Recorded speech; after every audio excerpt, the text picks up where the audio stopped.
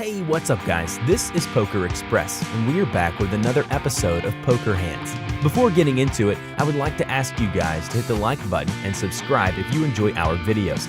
Let's jump straight into the action. Oh, come on. Oh, you set me up for that one. Come on. You walked straight into that. I heard you do that last night, too. You did. Someone else. It's so rude. I mean, it's... you know. Got him. Got him. I'm going to start doing that. It's such a great one. Yeah, that's a good one.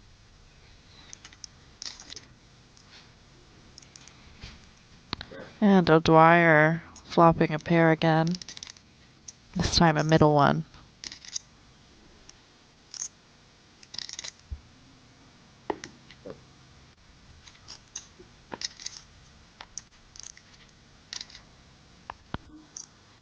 I feel like we can have a conversation about almost any topic with chat. I know. They're so engaging. What's oatmeal pudding? Someone said. You guys have that? Uh-huh. Oatmeal pudding? Do you have oatmeal? I do like oatmeal, yeah. Okay, so that's the same. It's the same word. I wasn't sure if you guys called it, you know, something like, I don't know, roast beef. I'm just gonna flick in the call. Felt like he was considering raising his 10.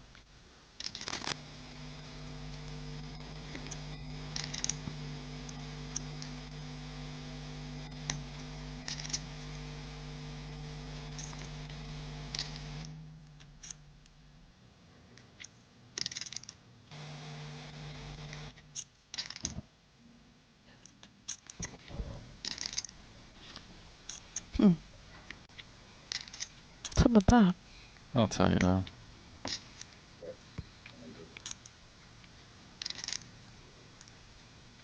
Oh, you call it oatmeal porridge.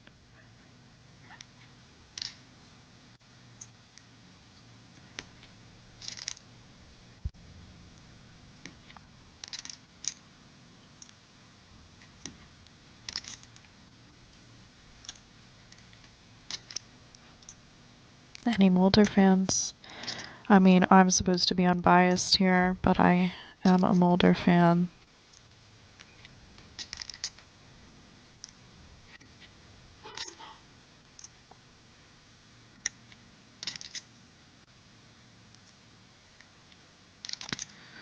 Mulder with the pretty small block bet here on this river.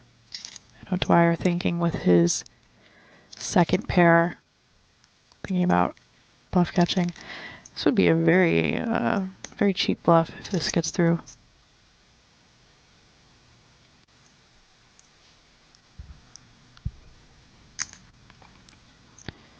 Instead, he's going to face the raise. Interesting. Yeah, this is pretty sick. Like, we're just in such an intricate part of the game, too, that Yeah. I'm kind of at a loss for words of trying to break down what they're trying to do. I am too. And I'm just enjoying what's going on. Like, my first instinct is like, okay, just trying to get him off a chop. Right. Oh. Oh. What's happening? Okay. All right. Okay, so I'm completely... We're as clueless as you guys are. Enjoy the show. We will just... It seems like they're turning hands into bluffs, into bluffs, into bluffs. This is very interesting. Doing with the bet 3 bet. Yeah. Repping an 8 here, I guess. This is absolutely insane. Wow. Led or probe turn. I mean... For one big. Steve called. Then... This is crazy. For one big. Steve made it 550 to go, and I was just like, you know what, pal? Have some of this. I like the hand selection, by the way. So it's a standard line. Here's a standard line. Yep.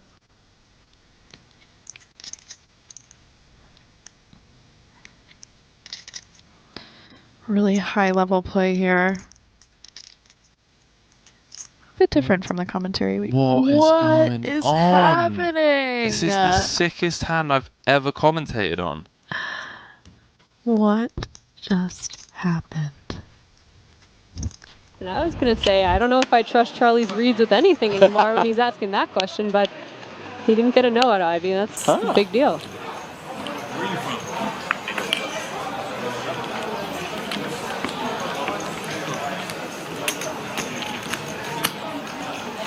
Zhang made it 5K with the Jack-9 of diamonds. Ivy calls behind with the ace-3 of hearts. Just flopped a pair of aces. Carol had called in the big with the queen-7 of spades. Flops a pair of queens and a backdoor flush draw.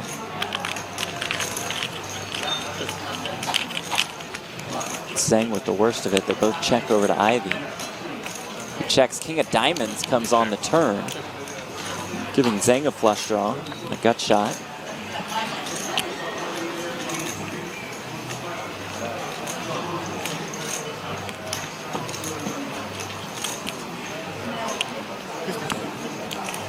And a door to open as he fires 15K.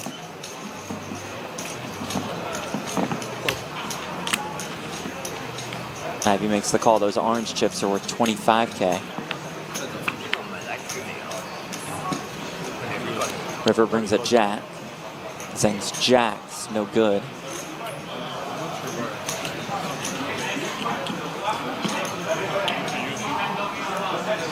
$48,500 in the middle.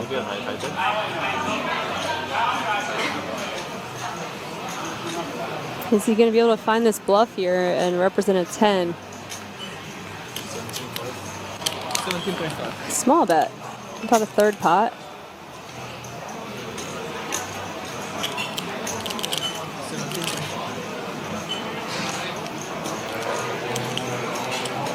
Looks very value heavy. Yeah, reasonable sizing. Probably if he the had a same 10. size he would bet if he had some kind of 2 pair, like a blocker size value bet on this board too.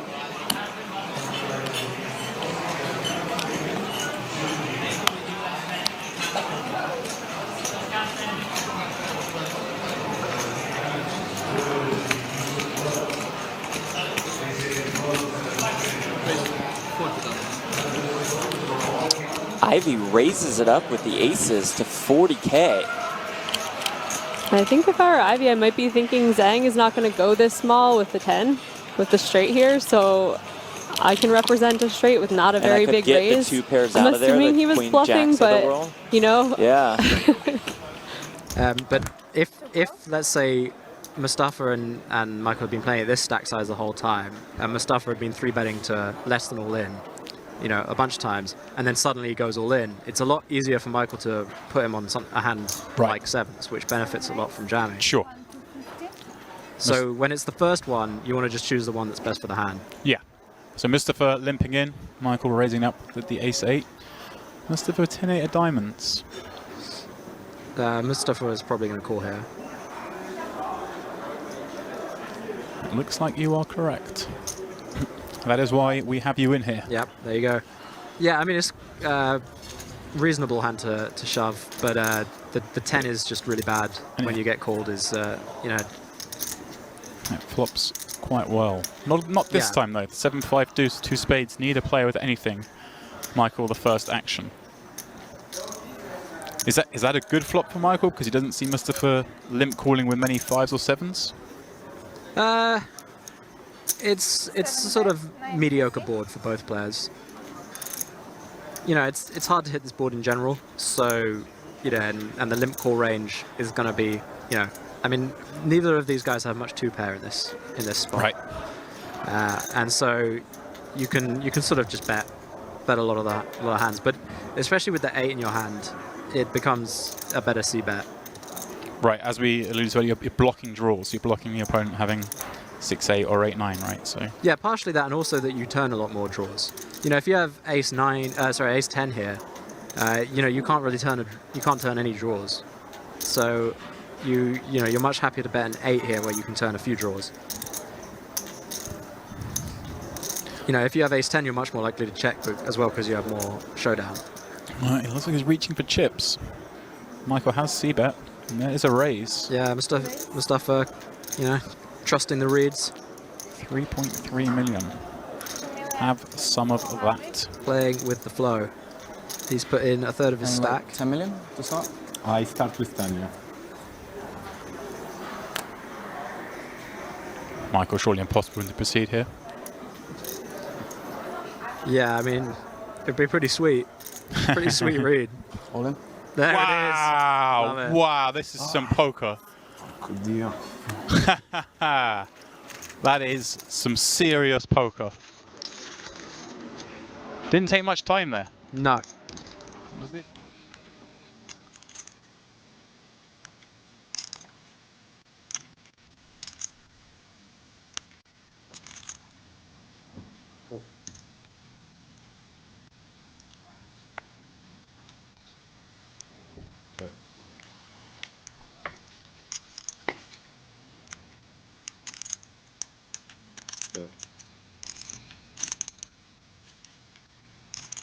You see an ace, king deuce monotone, flop here, ton with the C bet, O'Dwyer with the only club and bottom pair.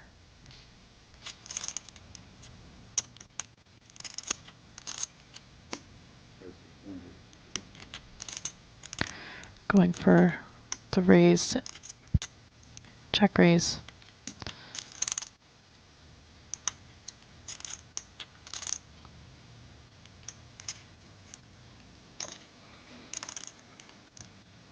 Ton gonna call with his gut shot.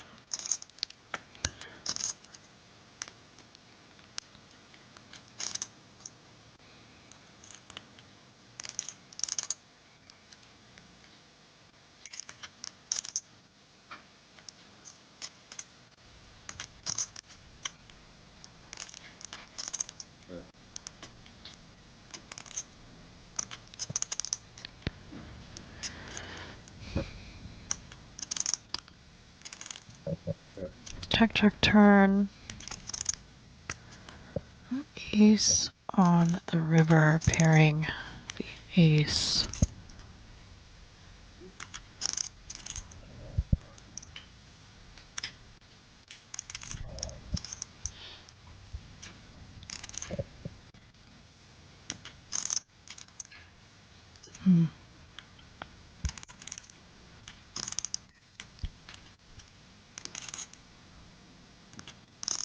O'Dwyer gonna turn his hand into a bluff here.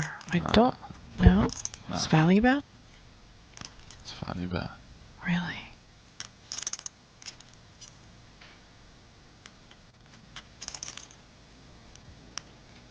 The old coffee tax. 1.2. Sick pup. What is going on? Sick pop.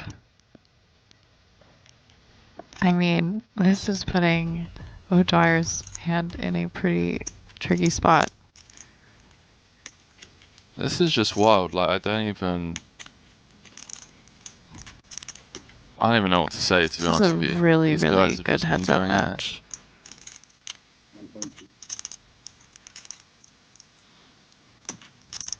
See. Sniffed it out earlier on with the Queen 10, although did admit he was freestyling a bit.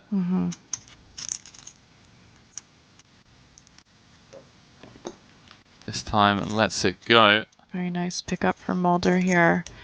Chipping back up.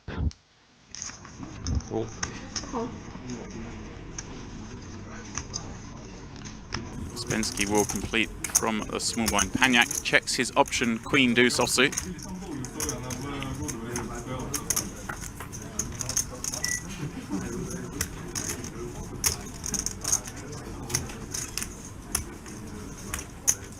Six deuce the flop. Uspensky decides to check his check high backdoor hearts. Paniak will quickly bet his pair. Uspensky not ready to go up the jack high just yet.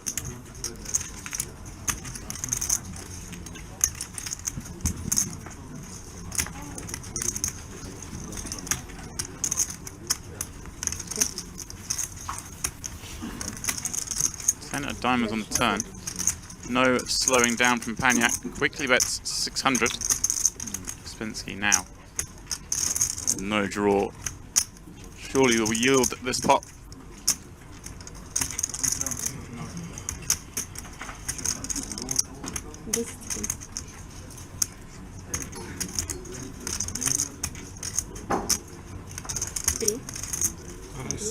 Well, he's gonna raise. Mischief in the early stages.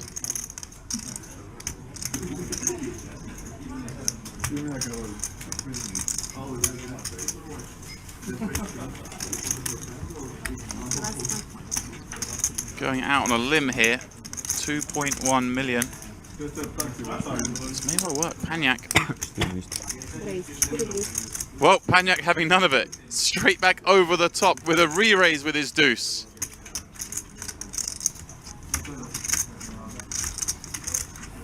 Crazy early action here at Casino Sochi. As well, Uspensky just posturing now. Trying to save some face.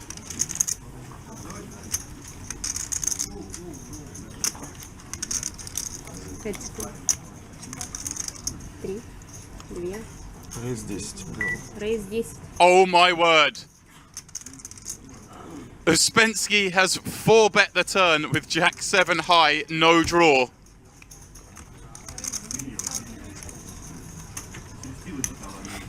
Unbelievable stuff here at the start of day 4. Uspensky just not believing that Paniak would ever 3-bet a strong hand on this turn. 4 bets and gets it through. 10 million chips bet on the turn with no pair, no draw. Uspensky laying down the law.